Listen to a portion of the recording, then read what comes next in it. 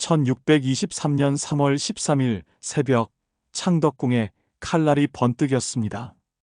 반란군이 궁궐 문을 부수고 들어왔고 15년간 조선을 다스렸던 광해군은 그렇게 왕좌에서 끌려내려왔습니다. 폭군을 몰아내라며 반정 세력의 함성이 궁궐을 울렸습니다. 그들은 광해군을 조선 역사상 가장 잔인한 폭군이라 불렀습니다. 어머니를 유폐하고 동생을 죽이고 명나라를 배신한 역적이라고요. 하지만 정말 그랬을까요? 400년이 지난 지금 역사학자들은 전혀 다른 이야기를 하고 있습니다.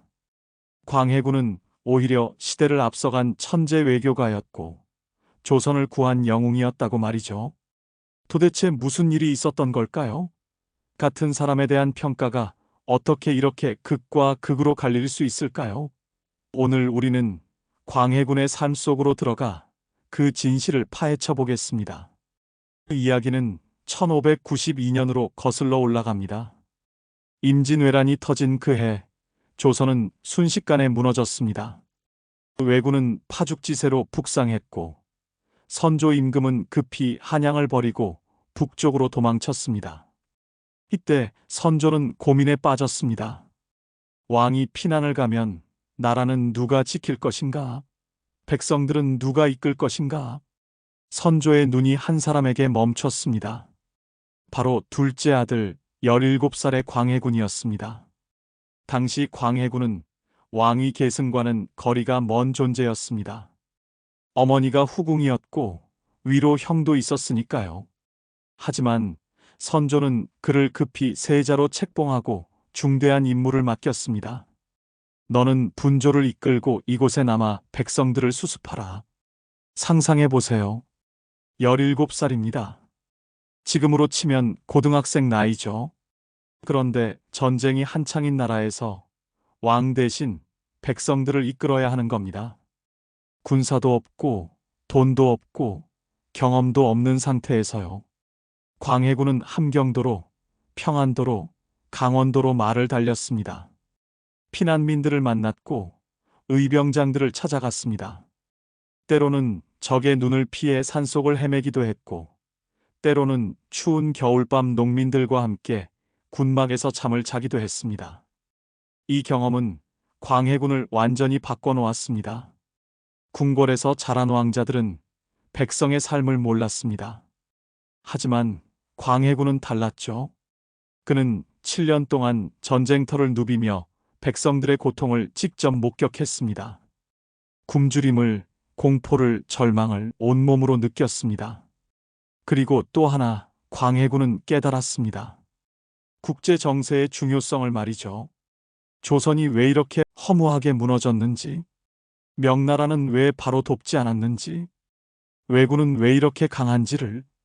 전쟁터는 광해군에게 최고의 정치 학교였습니다. 그곳에서 그는 외교의 중요성을, 군사력의 필요성을, 그리고 무엇보다 현실을 직시하는 눈을 배웠습니다. 1598년 7년간의 전쟁이 끝났습니다. 왜군이 물러갔지만 조선은 폐허였습니다. 하지만 광해군은 아직 왕이 될 수 없었습니다. 선조가 살아있었으니까요. 그런데 여기서 문제가 생깁니다. 1606년 선조에게 새로운 아들이 태어났습니다. 이름은 영창대군.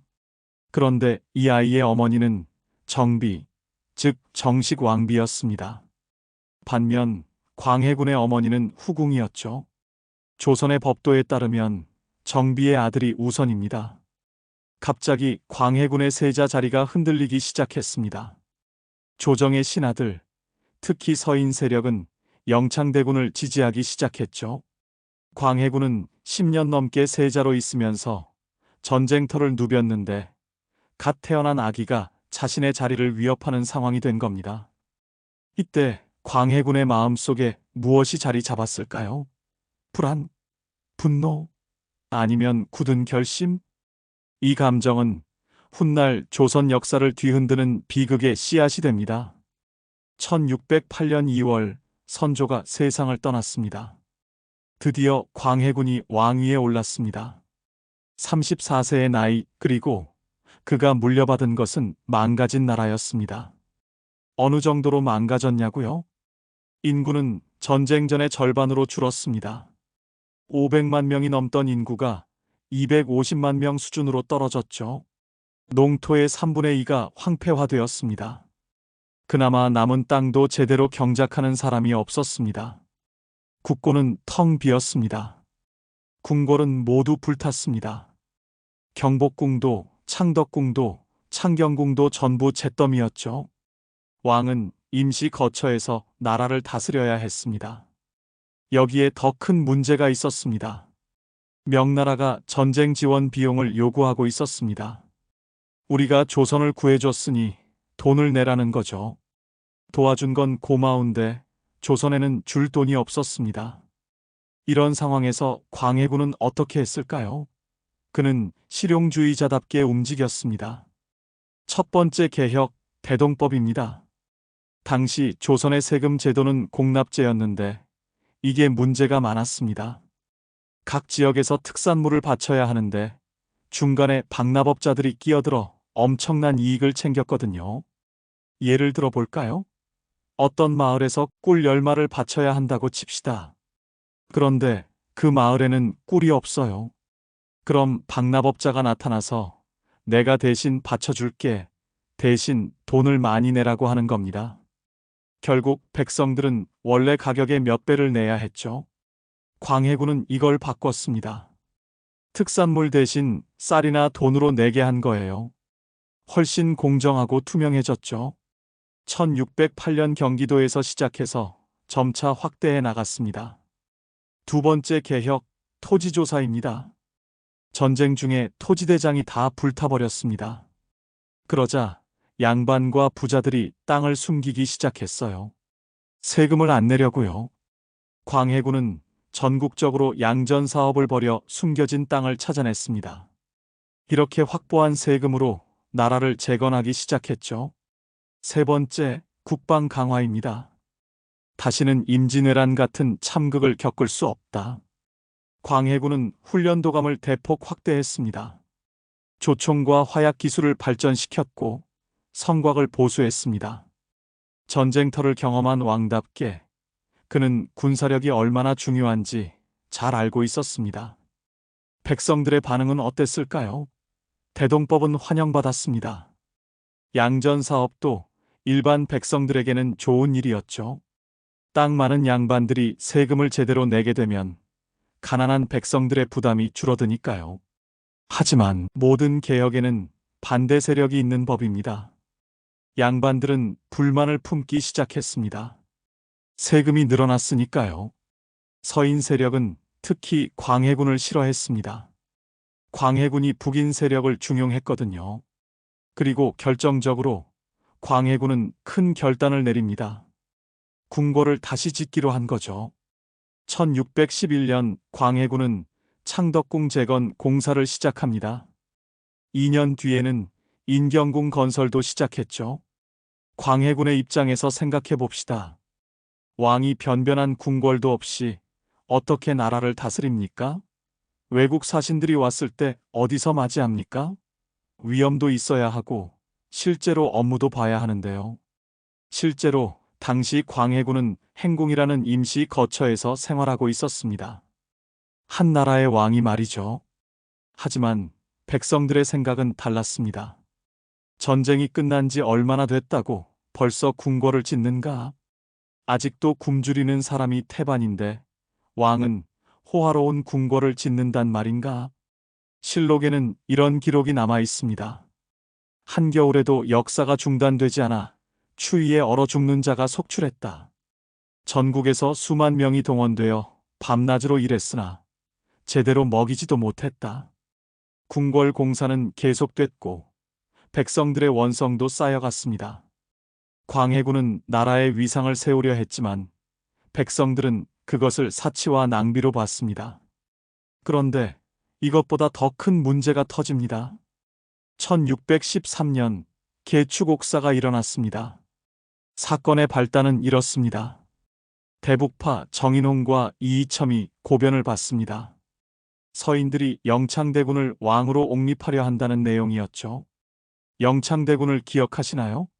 선조의 정비가 낳은 적자, 즉 정통성에서는 광해군보다 우위에 있던 그 아이 말입니다. 이제 8살이 되었습니다. 영모 혐의를 받은 서인들이 차례로 잡혀왔습니다. 영창대군의 외할아버지인 김제남, 선조의 정비였던 인목대비의 아버지 김제남도 죽임을 당했습니다. 그리고 영창대군도 강화도로 유배되었습니다. 8살 아이가요. 궁궐에서는 끔찍한 소문이 돌기 시작했습니다. 유배지에서 영창대군을 죽이라는 밀명이 내려갔다는 것이었죠. 1614년 6월 강화도에서 소식이 왔습니다. 영창대군이 죽었다고. 공식 기록에는 병으로 죽었다고 되어 있습니다. 하지만 아무도 믿지 않았습니다. 8살 건강한 아이가 갑자기 병으로 죽다니요? 야사에는 더 끔찍한 이야기가 전합니다. 뜨거운 온돌방에 가둬 죽였다는 설, 이불로 질식사시켰다는 설. 진실이 무엇이든 한 가지는 명확했습니다. 어린 왕자가 정치적 이유로 죽임을 당했다는 것이요. 그리고 광해군은 한 발 더 나아갔습니다. 1618년 인목대비를 서궁에 유폐시킨 겁니다. 자신의 계모를, 선조의 정비를, 나라의 대비를 유폐시킨 겁니다. 이유는 인목대비가 반역을 도모했다는 것이었습니다. 하지만 누가 봐도 명분은 약했습니다. 유교 국가 조선에서 이것은 충격이었습니다. 임금이 어머니를 가둔다? 이것은 삼강오륜을 정면으로 거스르는 행위였습니다. 광해군은 왜 이런 선택을 했을까요? 역사가들은 말합니다. 광해군은 항상 불안했다고. 그는 정통성이 약했습니다. 후궁의 아들이었고 전쟁 중에 급하게 세자가 된 사람이었죠. 영창대군이 살아있는 한 서인들은 계속 그를 지지할 것이었습니다. 광해군에게 영창대군은 단순한 동생이 아니었습니다. 왕권을 위협하는 정치적 적이었던 거죠. 하지만 이 선택은 광해군에게 씻을 수 없는 오점을 남겼습니다. 폭군이라는 낙인이 찍혔고 이것은 훗날 인조 반정의 명분이 됩니다. 여기서 잠깐 생각해 봅시다. 과연 광해군에게 다른 선택지가 있었을까요?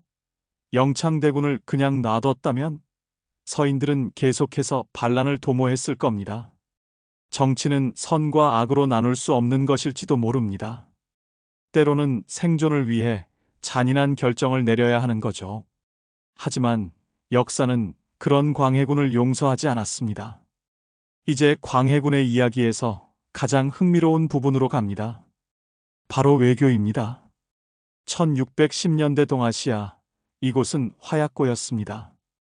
270년간 동아시아를 지배했던 명나라가 기울어가고 있었습니다. 그리고 북쪽에서는 새로운 강자가 떠오르고 있었죠. 바로 누르하치가 세운 후금, 훗날의 청나라입니다. 조선은 정확히 그 사이에 끼어 있었습니다. 1618년 명나라 조정에서 급보가 날아왔습니다. 후금의 반란군을 토벌할 것이니 조선도 군사를 보내라. 조선 조정은 발칵 뒤집혔습니다. 신하들이 소리쳤습니다. 당연히 가야 합니다. 명나라는 임진왜란 때 우리를 구해준 은인이 아닙니까? 제조지은을 어찌 잊을 수 있습니까? 대부분의 신하들은 명나라를 도와야 한다고 주장했습니다. 유교적 의리상 당연한 일이었죠. 하지만 광해군은 달랐습니다. 그는 냉정하게 상황을 분석했습니다. 명나라는 이미 기울어가고 있었습니다. 반면 후금은 강력했죠. 만약 조선이 명나라 편에 서서 후금과 싸운다면, 이기면 다행이지만 진다면 조선은 또다시 전쟁의 참화를 겪어야 합니다. 광해군은 결정을 내렸습니다. 군사는 보내되 본심은 숨기겠다고. 1619년 3월 조선군 1만 3천 명이 강홍립 장군의 지휘하에 명나라 원군으로 출정했습니다. 그런데 광해군은 강홍립에게 비밀 지령을 내렸습니다. 상황을 살펴라. 명나라가 이기면 힘껏 싸우되 지는 것 같으면 항복하라. 병사들의 목숨을 헛되이 잃지 마라. 이것은 엄청난 모험이었습니다. 만약 이 사실이 명나라에 알려지면 조선은 배신자가 됩니다. 하지만 광해군은 현실을 선택했습니다. 1619년 4월 사르후에서 결전이 벌어졌습니다. 명나라는 47만 대군을 동원했습니다. 역사상 최대 규모의 출정이었죠. 후금은 겨우 6만. 누가 봐도 명나라가 이길 것 같았습니다. 하지만 결과는 충격적이었습니다. 후금의 기병대가 명나라 군대를 각계 격파했습니다. 명나라 군대는 총지휘 체계가 무너지면서 완전히 괴멸당했죠. 10만 명이 전사했고 나머지는 도망쳤습니다. 강홍립 장군은 광해군의 밀명대로 후금에 항복했습니다. 후금의 누르하치는 강홍립을 불렀습니다. 그는 이미 광해군의 의도를 알고 있었습니다. 조선왕은 현명하구나. 조선군은 돌려보내겠다. 대신 우리와 우호적인 관계를 유지하라. 조선군 대부분이 무사히 돌아올 수 있었습니다. 만약 끝까지 싸웠다면 1만 3천 명 모두 죽었을 겁니다. 그 이후 광해군은 놀라운 줄타기 외교를 시작합니다. 명나라에는 여전히 공손했습니다. 사신을 보내고 예물을 바쳤죠. 하지만 더 이상 군사 원조 요청은 거절했습니다. 조선은 너무 가난해서 도울 수 없다는 이유로요. 후금에게는 적대하지 않았지만 복종하지도 않았습니다. 무역은 허용했지만 정치적으로 거리를 두었죠. 이것을 중립외교라고 부릅니다. 양쪽 모두와 관계를 유지하면서 조선의 이익을 최대화하는 전략이었습니다. 하지만 조선의 신하들, 특히 서인들은 분노했습니다. 이것은 의리를 저버리는 행위다. 명나라는 우리 아버지의 나라인데 어찌 오랑캐와 통할 수 있단 말인가. 광해군은 천리를 거스르는 역적이다. 유교적 명분론에 입각한 사대부들에게 광해군의 실용주의는 용납할 수 없는 것이었습니다. 그러나 역사는 광해군이 옳았다는 것을 증명합니다. 1636년 광해군이 폐위된 지 13년 후 병자호란이 일어났습니다. 광해군을 몰아낸 인조는 명분론에 얽매여 친명배금 정책을 고수했습니다. 오랑캐와는 절대 타협할 수 없다면서요. 결과는 참혹했습니다. 청나라 군대가 조선을 침략했고 인조는 남한산성에 포위당했습니다. 47일간의 항전 끝에 인조는 삼전도에서 청태종에게 무릎을 꿇고 3번 절하고 9번 머리를 조아려야 했습니다. 삼전도의 굴욕. 조선 역사상 최악의 치욕이었죠. 만약 광해군의 중립외교가 계속됐다면 아마도 청나라와 우호적인 관계를 유지할 수 있었을 겁니다. 병자호란은 일어나지 않았을지도 모릅니다. 광해군은 시대를 너무 앞서간 외교가였습니다. 그는 이념보다 현실을, 명분보다 실리를 선택했죠. 하지만 그게 조선에서는 죄가 되었습니다. 1623년 광해군 즉위 15년째. 서인들은 더 이상 참을 수 없었습니다. 영창대군이 죽었고 인목대비가 유폐당했고 명나라가 무시당하고 있었으니까요. 이괄, 김유, 이귀, 신경진, 서인의 실력자들이 비밀리에 모였습니다. 광해군을 몰아내야 한다. 하지만 명분이 필요했습니다. 아무리 왕이 마음에 안 들어도 반란은 영모입니다. 목숨을 거는 일이죠. 그들은 3가지 명분을 내세웠습니다. 첫째, 광해군은 어머니를 유폐했다. 이는 효를 저버린 대역죄다. 둘째, 광해군은 동생 영창대군을 죽였다. 이는 우애를 저버린 천인공노할 죄다. 셋째, 광해군은 명나라를 배신했다. 이는 의리를 저버린 행위다. 그리고 그들은 새로운 왕을 정했습니다. 바로 능양군, 훗날의 인조였습니다. 선조의 손자였죠. 1623년 3월 13일 새벽, 반정군이 움직였습니다. 이괄이 이끄는 군사들이 창덕궁을 포위했습니다. 문을 열어라. 폭군을 몰아낼 것이다. 궁궐 안은 아수라장이 되었습니다. 광해군을 지키는 군사들이 저항했지만 역부족이었습니다. 반정군은 이미 조정의 핵심 인사들을 포섭해 놓았고 군사적 우위도 확보한 상태였습니다. 광해군은 급히 궁궐을 빠져나가려 했습니다. 하지만 이미 늦었습니다. 사방이 포위되어 있었죠. 몇 시간 후 광해군은 체포되었습니다. 반정군 앞에 끌려 나온 광해군의 모습을 상상해 봅시다. 15년간 조선을 다스렸던 왕이 이제는 반역자로 몰린 죄인이 되어 서 있습니다. 그는 무슨 생각을 했을까요? 억울했을까요? 아니면 이미 예상했던 일이었을까요? 능양군, 즉 인조가 즉위했습니다. 그리고 광해군의 죄목을 선포했습니다. 광해군은 정모 인목대비를 유폐하고 동생 영창대군을 죽였으며 천자의 나라 명나라를 배신했다. 이는 천륜을 거스른 대역죄로서 마땅히 엄벌에 처해야 한다. 하지만 신기하게도 광해군은 죽지 않았습니다. 왜일까요? 반정 세력도 알고 있었던 겁니다. 광해군을 죽이면 명분이 약해진다는 것을요. 폭군을 제거했다고 말하면서 그를 죽이면 그건 그냥 정치적 숙청이 되어버립니다. 대신 광해군은 왕의 호칭을 박탈당했습니다. 광해군이라는 이름 자체가 그 증거입니다. 정식 왕이었다면 광해왕 또는 광해묘가 되었어야 했죠. 하지만 그는 군으로 격하되었습니다. 광해군은 강화도로 유배되었습니다. 한때 왕좌에 앉았던 사람이 이제는 작은 초가집에서 지내야 했습니다. 18년이 흘렀습니다. 강화도의 유배지에서 광해군은 무엇을 했을까요? 그는 책을 읽었다고 합니다. 과거를 회상했겠죠. 임진왜란 때 전쟁터를 누비던 시절, 왕이 되어 개혁을 추진하던 시절, 그리고 명나라와 후금 사이에서 외교적 줄타기를 하던 순간들. 그는 후회했을까요? 영창대군을 죽이지 말았어야 했나? 인목대비를 유폐시키지 말았어야 했나? 아니면 이렇게 생각했을까요? 나는 최선을 다했다. 다만 시대가 나를 이해하지 못했을 뿐이다. 1641년 7월 광해군이 세상을 떠났습니다. 67세였습니다. 그의 죽음은 조용했습니다. 성대한 장례도 없었고 왕릉도 없었습니다. 그는 그냥 경기도 남양주의 한 산자락에 묻혔습니다. 조선왕 조실록에는 그의 죽음이 이렇게 기록되어 있습니다. 광해군이 강화도에서 죽었다. 딱 그뿐입니다.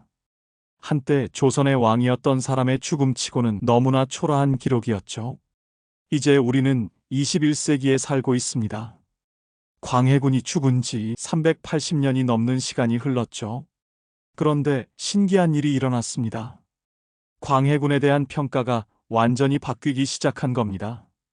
20세기 후반 역사학자들이 광해군을 다시 연구하기 시작했습니다. 그리고 그들은 놀라운 사실을 발견했죠. 광해군은 폭군이 아니라 시대를 앞서간 개혁가였다. 어떻게 이런 평가가 나온 걸까요? 먼저 외교를 봅시다. 광해군의 중립외교는 당시로서는 혁명적이었습니다.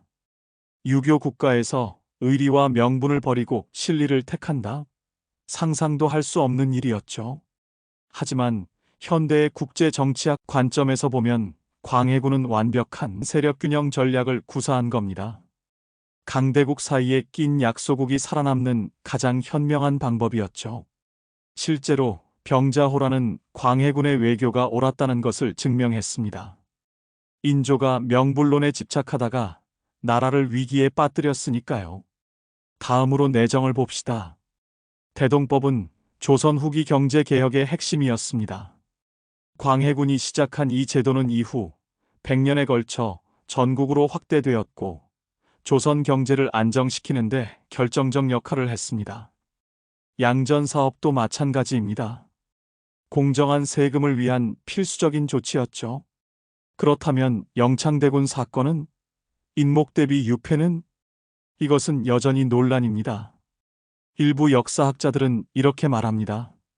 당시 정치 상황을 고려하면 광해군에게 다른 선택지가 없었다.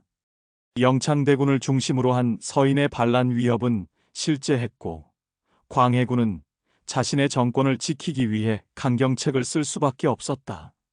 하지만 반대 의견도 만만치 않습니다. 아무리 정치적 이유가 있다 해도 8살 아이를 죽이고 어머니를 가두는 것은 정당화될 수 없다. 이것은 명백한 인륜 파괴다. 여기서 우리는 역사의 복잡성을 만납니다. 광해군은 동시에 여러 얼굴을 가진 인물이었습니다.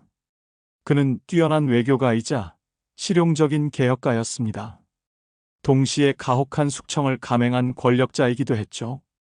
과연 우리는 그를 어떻게 평가해야 할까요? 한 가지 흥미로운 사실을 말씀드리겠습니다. 2000년대 이후 한국에서 광해군에 대한 대중의 관심이 폭발적으로 증가했습니다. 영화 광해가 만들어졌고 수많은 역사 다큐멘터리가 제작되었죠. 왜 현대 사람들은 광해군에게 매력을 느끼는 걸까요? 아마도 그가 우리 시대의 고민을 반영하기 때문일 겁니다. 명분과 실리 사이에서, 이상과 현실 사이에서 우리는 항상 고민합니다. 때로는 원칙을 지켜야 하지만 때로는 현실적 타협이 필요하죠. 광해군은 실리를 택했습니다. 그리고 그 선택 때문에 역사에서 지워졌습니다. 하지만 400년이 지난 지금 우리는 그의 선택이 옳았을지도 모른다고 생각하기 시작했습니다. 2025년 기준으로 한국 교과서에서 광해군은 이렇게 서술됩니다. 광해군은 명나라와 후금 사이에서 실리적 중립외교를 펼쳤으며 대동법 등 개혁 정책을 추진했다. 그러나 영창대군을 제거하고 인목대비를 유폐시켜 인조반정의 빌미를 제공했다. 균형 잡힌 평가입니다. 그의 업적도 인정하고 그의 잘못도 지적하는 거죠. 그렇다면 일반 국민들은 어떻게 생각할까요? 여론조사 결과가 흥미롭습니다. 많은 사람들이 광해군을 시대를 앞서간 불운한 왕으로 평가합니다. 특히 젊은 세대일수록 광해군에 대해 긍정적입니다. 이것은 무엇을 의미할까요? 우리 사회가 변했다는 뜻입니다. 더 이상 명분만을 따지지 않습니다. 실용과 결과를 중시하게 되었죠. 어쩌면 광해군은 지금 이 시대에 태어났어야 했는지도 모릅니다. 광해군의 이야기를 통해 우리는 무엇을 배울 수 있을까요? 첫째, 역사는 승자의 기록이라는 것입니다. 인조반정 세력은 광해군을 폭군으로 만들었습니다. 조선왕 조실록에도 광해군에 대한 부정적 기록이 넘쳐납니다. 하지만 우리는 이제 압니다. 실록이라고 해서 항상 객관적인 것은 아니라는 것을요. 실록을 쓴 사람들은 인조 편이었습니다. 그들은 광해군을 나쁘게 쓸 수밖에 없었죠. 그래야 반정이 정당화되니까요. 이것은 중요한 교훈입니다. 역사를 읽을 때 우리는 항상 물어야 합니다. 이것은 누가 썼는지, 왜 이렇게 썼는지. 둘째, 시대를 앞서가는 것의 위험성입니다. 광해군은 너무 앞서갔습니다. 그는 실용주의 정치를 펼쳤지만 조선은 명분의 나라였습니다. 그는 유연한 외교를 추구했지만 사대부들은 의리를 원했죠. 혁신가는 항상 외롭습니다. 시대를 앞서간 사람은 당대에 이해받지 못합니다. 갈릴레오가 그랬고, 소크라테스가 그랬고, 광해군도 그랬습니다.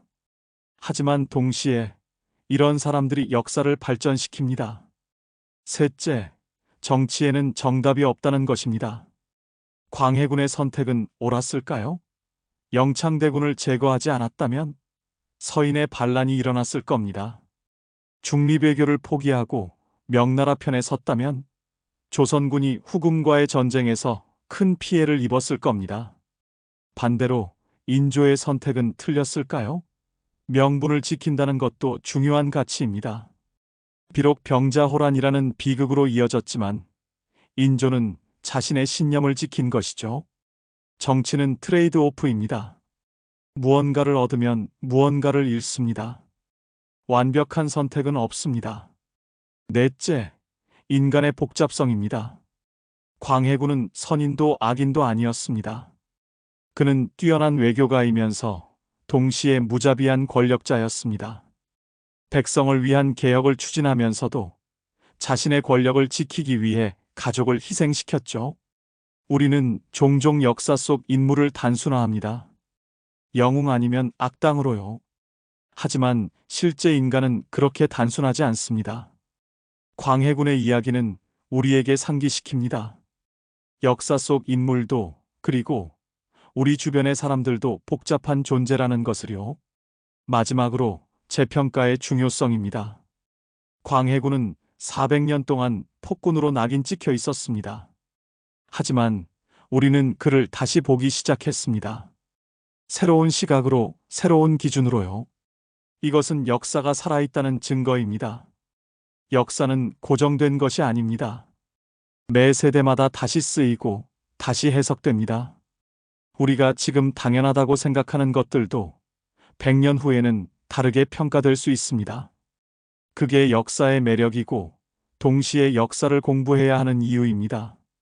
자, 이제 처음의 질문으로 돌아가 봅시다. 광해군, 그는 선군이었을까요? 폭군이었을까요? 만약 제가 여러분에게 명확한 답을 줄 수 있다면 좋겠습니다. 광해군은 선군이었습니다. 또는 광해군은 폭군이었습니다. 라고 말이죠. 하지만 역사는 그렇게 단순하지 않습니다. 광해군은 두 얼굴을 가진 야누스였습니다. 한 얼굴은 현명한 지도자였습니다. 전쟁으로 폐허가 된 나라를 재건했고 백성의 부담을 줄이려 노력했으며 탁월한 외교 감각으로 조선을 국제분쟁에서 지켜냈습니다. 다른 얼굴은 냉혹한 권력자였습니다. 자신의 지위를 지키기 위해 어린 동생을 희생시켰고 어머니를 가뒀으며 반대 세력을 가혹하게 숙청했습니다.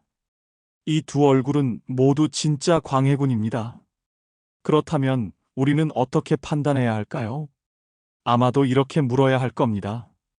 당신은 무엇을 더 중요하게 생각하는가? 만약 당신이 실용과 결과를 중시한다면 광해군은 훌륭한 왕이었습니다. 그의 외교 정책은 조선을 구했고 그의 개혁은 백성을 이롭게 했으니까요. 만약 당신이 과정과 명분을 중시한다면 광해군은 폭군이었습니다. 아무리 좋은 결과를 낳았다 해도 인륜을 저버린 것은 용서받을 수 없으니까요. 하지만 제가 개인적으로 생각하는 광해군의 가장 큰 비극은 이것입니다. 그는 외로웠다는 것. 광해군은 자신의 선택을 이해해 줄 사람이 없었습니다. 신하들은 그를 배신자라 불렀고 백성들은 그를 폭군이라 여겼습니다. 가족은 그의 적이 되었고 마지막에는 왕좌마저 빼앗겼죠. 18년간의 유배 생활 동안 광해군은 무엇을 생각했을까요? 내가 틀렸던 걸까? 아니면 언젠가 누군가는 나를 이해해 줄까? 어쩌면 왕이 되고 싶지 않았던 왕, 광해. 임진왜란의 전장에서 세자로 책봉되는 순간부터 그의 운명은 정해졌습니다. 적자가 아니라는 이유로 끊임없이 흔들렸던 정통성. 그것을 지키기 위해 동생 영창대군을 죽음으로 내몰아야 했고 인목대비를 유폐시켜야 했습니다. 왕관은 무거웠고 그 무게는 피와 눈물로 지탱되었습니다. 광해군은 왕좌에 앉아서도 끊임없이 물었을 것입니다. 이것이 내가 원했던 것인가? 나라를 지키기 위한 선택이었나? 아니면 왕좌를 지키기 위한 변명이었나? 어쩌면 그는 진정 왕이 되고 싶지 않았을지도 모릅니다. 400년이 지난 지금 우리는 광해군을 다시 보고 있습니다. 그의 고뇌를, 그의 선택을, 그의 비극을 이해하려 노력하고 있죠. 더 이상 단순한 폭군이 아닌 불가능한 선택 앞에 놓였던 한 인간으로서의 광해를. 역사는 때로 잔인합니다.